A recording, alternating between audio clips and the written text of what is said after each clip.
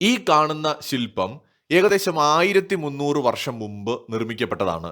ഇതിപ്പോഴുള്ളത് അമേരിക്കയിലെ ഒഹായോ എന്ന സ്ഥലത്ത് ക്ലീവ്ലാൻഡ് മ്യൂസിയം ഓഫ് ആർട്ടിലാണ് സൂക്ഷിച്ചിട്ടുള്ളത്. ഇതിന്റെ ഒരു പ്രത്യേകത എന്ന് പറയുന്നത് 3 മുഖങ്ങളുള്ള ഒരു ശിവന്റെ രൂപമാണ് ഈ കാണുന്നത്. ഏതാണ്ട് 700-700 ആണ്ടിലാണ് ഇത് നിർമ്മിക്കപ്പെട്ടത്. ജമ്മു കാശ്മീരിൽ നിന്ന് കണ്ടെടുക്കപ്പെട്ടത് എന്നാണ് കരുതപ്പെടുന്നത്. സോ ഇതൊരു ശിവന്റെ 3 ഭാവങ്ങൾ നമുക്ക് ഇതിനകത്ത് കാണാം. അലങ്കരിച്ച രൂപത്തിലുള്ള ഒരു കിരീടം നമുക്ക് ഉള്ളതായിട്ട് കാണാം. ഓരോ മുഖത്തിലും വ്യത്യസ്തമായ ഭാവങ്ങളുണ്ട്. അതായത് വലത് മുഖം എന്ന് പറയുന്നത് ഉഗ്രവും ഭയാനകവുമായിട്ടുള്ള രൂപമാണ്, ഭൈരവന്റെ രൂപമാണ്. ഇതിൽ മീശയും വലിയ കണ്ണുകളും കോപഭാവവും ഒക്കെ ഉണ്ട്. ഇനി ഇടത് മുഖം എന്ന് പറയുന്നത് അദ്ദേഹത്തിന്റെ തന്നെ പത്നിയായിട്ടുള്ള പാർവതി ദേവിയാണ്. ഇത് സൃഷ്ടി, ചാരുത, സമാധാനം, സംരക്ഷണം എന്നിവയൊക്കെ ഉൾക്കൊള്ളുന്ന രൂപത്തിലാണ് ഉണ്ടാക്കിയിരിക്കുന്നത്. മധ്യഭാഗത്ത് കാണുന്നത് ഒരു യോഗിയുടെ അല്ലെങ്കിൽ ഒരു രാജാവിന്റെ ഭാവമാണ്. ശിവന്റെ ശാന്തവും ദയാലുവുമായിട്ടുള്ള രൂപത്തെയാണ് മധ്യഭാഗത്തെ മുഖം പ്രതിനിധീകരിക്കുന്നത്. അദ്ദേഹം അലങ്കരിച്ച കിരീടത്തോട് സാദൃശ്യമുള്ള ഒരു കാര്യം കൂടി നമുക്ക് കാണാൻ പറ്റുന്നുണ്ട്. നെഞ്ചിലൂടെ ഒരു സർപ്പത്തെ അണിഞ്ഞിരിക്കുന്നത് കാണാം. നമ്മൾ ഇന്ന് ശിവന്റെ രൂപങ്ങളിൽ കാണുന്ന കഴുത്തിൽ ചുറ്റിക്കിടക്കുന്നതിൽ നിന്ന് വ്യത്യസ്തമായിട്ട് നെഞ്ചിലൂടെ ഒരു സർപ്പം ഇങ്ങനെ പോകുന്നതായിട്ടാണ് കാണുന്നത്. മാത്രമല്ല അദ്ദേഹത്തിന്റെ വലത് കൈ അഭയ മുദ്രയിലാണ്, അതായത് ഭയമില്ലായ്മയുടെ പ്രതീകമായിട്ടാണ് പിടിച്ചിട്ടുള്ളത് എന്നതും കാണാൻ കഴിയും. 8-ാം നൂറ്റാണ്ടിലെ കാശ്മീർ കർക്കോട്ട രാജവംശത്തിന്റെ കാലഘട്ടത്തിൽ, പ്രത്യേകിച്ച് ലളിതാദിത്യ മുക്താപീഡന്റെ ഭരണത്തിന്റെ കീഴിൽ കല, തത്വശാസ്ത്രം, വാസ്തുവിദ്യയൊക്കെ അതിന്റെ ആഗോള കേന്ദ്രമായിട്ട് മാറുകയും ആ കാലഘട്ടത്തെ ശില്പികൾ നിർമ്മിക്കുകയും ചെയ്തിട്ടുള്ള ശില്പങ്ങളിൽ ഒന്നാണ് ഇത്. ഇന്നിപ്പോൾ ഇതിരിക്കുന്നത് അമേരിക്കയിലാണ്.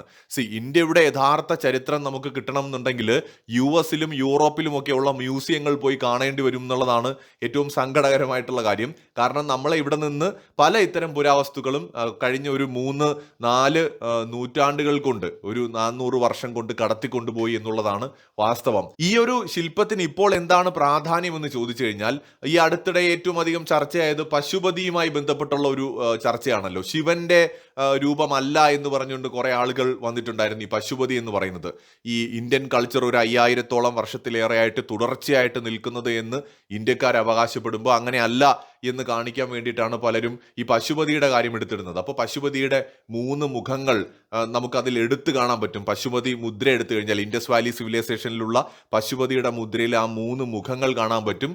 ത്രിശൂല ആകൃതിയിലുള്ള കൊമ്പുകൾ പോലെ തോന്നിക്കുന്ന ഒരു രൂപം നമുക്ക് തലയിൽ കാണാൻ പറ്റും.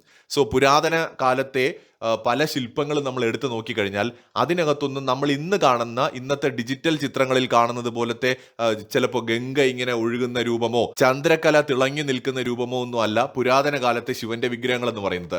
മേൽപ്പറഞ്ഞ അമേരിക്കയിലെ മ്യൂസിയത്തിൽ തന്നെ ഒരുപാട് ഈ ശിവന്റെ തന്നെ വിഗ്രഹങ്ങൾ അവരവിടെ സൂക്ഷിച്ചു വെച്ചിട്ടുണ്ട്. അതിന്റെ ചിത്രങ്ങൾ ഞാൻ ഇവിടെ ഒന്ന് വയ്ക്കാം. പല ഭാവത്തിലുള്ള ശിവന്റെ രൂപങ്ങളാണ്. അതായത് ശിവനും പാർവതിയും കൂടെ നിൽക്കുന്ന ഈ ഒരു ചിത്രം നോക്കൂ. ഇതിപ്പോൾ നമ്മളിവിടെ കേരളത്തിൽ നിന്നാണ് കിട്ടിയതെങ്കിൽ ഉടനെ ബുദ്ധനാണിത് എന്ന് പറഞ്ഞുകൊണ്ട് പലരും അങ്ങനെ ഒരു സിസ്റ്റം ഇവിടെ ഉണ്ട്. അതുപോലെ തന്നെ ശിവന്റെ നൃത്ത രൂപത്തിലുള്ള ഒരു വിഗ്രഹം അമേരിക്കയുടെ ഇതേ മ്യൂസിയത്തിൽ തന്നെ സൂക്ഷിച്ചു വെച്ചിട്ടുണ്ട്. ഞാൻ അതിന്റെ ചിത്രവും ഇവിടെ വയ്ക്കാം. ഈ കാണുന്നതും Shiva as Lord of music, ഇതൊക്കെ 1000 വർഷം 1000 ആണ്ടിലുള്ളതാണ്. ഇന്നേക്ക് ഒരു 1000 വർഷം മുമ്പുള്ള ചിത്രങ്ങളാണ്. ശിവനെ ഇവിടെ കാണിച്ചിരിക്കുന്നത് ആസ് ലോർഡ് ഓഫ് മ്യൂസിക് എന്നാണ്. അത് തമിഴ്നാട്ടിൽ നിന്ന് കൊണ്ടുപോയിട്ടുള്ള ഒരു വിഗ്രഹമാണ്. ചോള കാലഘട്ടത്തിലുള്ള ഒരു വിഗ്രഹമാണ് ഈ കാണുന്നത്. ചോല പീരീഡിൽ തന്നെയുള്ള ശിവന്റെ മറ്റൊരു വിഗ്രഹമാണ് ഇവിടെ കാണുന്നത്. ഇപ്പോൾ ഇത് നമ്മുടെ കേരളത്തിൽ നിന്ന് കിട്ടിയ ഉടനെ പറയും ഇതും ബുദ്ധൻ നിൽക്കുന്നതാണെന്ന് പറഞ്ഞു കളയും. അങ്ങനെയൊക്കെയാണ് നമ്മൾ ഇവിടുത്തെ ഒരു അവസ്ഥ. സോ ഇതും ശിവന്റെ ഒരു രൂപമാണ്. ഇതിനകത്തും ഇന്നത്തെ ആർഭാടത്തോട് കൂടിയിട്ടുള്ള രൂപങ്ങളല്ല, തികച്ചും ഡിഫറൻ്റ് ആണ്. അപ്പോൾ ഈ ശിവന്റെ ഒരു കാലഘട്ടം നമ്മൾ പരിശോധിക്കുകയാണെന്നുണ്ടെങ്കിൽ ഇൻഡസ് വാലി സിവിലൈസേഷനിൽ നിന്ന് ഇന്ന് വരെ എത്തി നിൽക്കുന്ന കാലത്ത് ഒരുപാട് കലാകാരന്മാർ അവരുടെ ഭാവനയ്ക്കനുസരിച്ച് ഒരുപാട് മാറ്റങ്ങൾ ആ ഒരു രൂപത്തിൽ വരുത്തിയിട്ടുണ്ട് എന്നുള്ളത് പ്രകടമാണ്.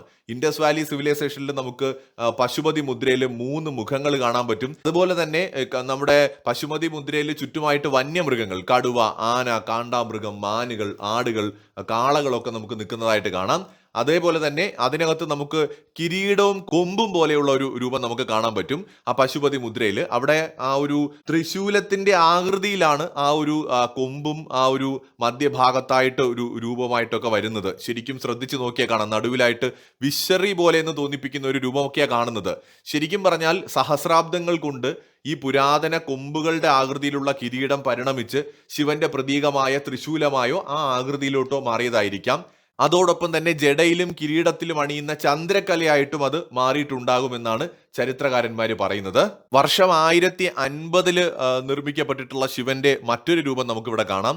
സോ ഇത് ആ ഒരു തലയിലാണ് കൊമ്പ് വന്നിട്ടുള്ളത് എങ്കിൽ ഇവിടെ വന്നിരിക്കുന്ന ആ ത്രിശൂലം ആ ഒരു ശരീരത്തെക്കാൾ വലുപ്പത്തിൽ ത്രിശൂലം ഉള്ളതായിട്ടാണ് നമുക്കിത് കാണാൻ കഴിയുന്നത്.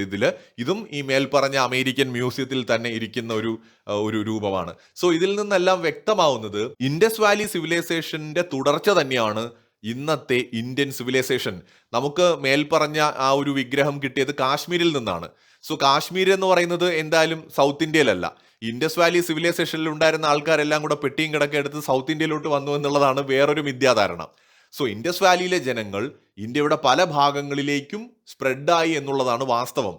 അവർ കാശ്മീരിൽ പോയിട്ടുണ്ടാവും, നോർത്ത് ഈസ്റ്റിൽ പോയിട്ടുണ്ടാവും, അവർ ബീഹാറിലും ബംഗാളിലും സെൻട്രൽ ഏഷ്യയിലും സൗത്ത് ഇന്ത്യയിലും വന്നിട്ടുണ്ടാവും. സൗത്ത് ഇന്ത്യയിൽ ഈ കൾച്ചർ കുറെ കൂടെ പ്രിസർവ് ചെയ്യാനുള്ള കാരണം എന്ന് പറയുന്നത് ഇന്ത്യയുടെ നോർത്ത് ഭാഗം എല്ലായ്പ്പോഴും യുദ്ധങ്ങളും സംഘർഷങ്ങളും തന്നെയായിരുന്നു.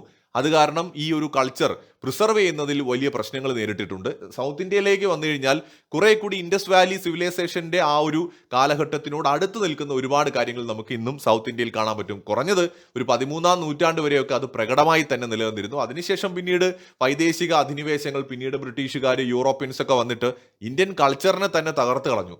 അതുകൊണ്ടാണ് നമുക്ക് നമ്മുടെ അസ്തിത്വം, നമ്മുടെ ഒറിജിൻ എവിടെയാണ്, നമ്മുടെ കൾച്ചറിന്റെ തുടക്കം എവിടെ നിന്നാണെന്നൊന്നും കണ്ടെത്താൻ കഴിയാത്ത വിധം ഒരുപാട് പ്രശ്നങ്ങളിലേക്ക് പോകുന്നത്. എന്നിട്ടും നമ്മുടെ ഇത്തരം പുരാവസ്തുക്കൾ കൊണ്ടുവന്ന് അമേരിക്കയിലെയും യൂറോപ്പിലെയും ഒക്കെ ഉള്ള പല മ്യൂസിയങ്ങളിലുമാണ് കൊണ്ടുവച്ചിട്ടുള്ളത്. സോ അവിടെയെങ്കിലും നമുക്ക് ഇതിന്റെ എവിഡൻസ് കണ്ടെത്താൻ കഴിയുന്നുണ്ട് എന്നത് ഒരു സന്തോഷകരമായ കാര്യമാണ്. മറ്റൊരു വീഡിയോയുമായി വീണ്ടും വരാം.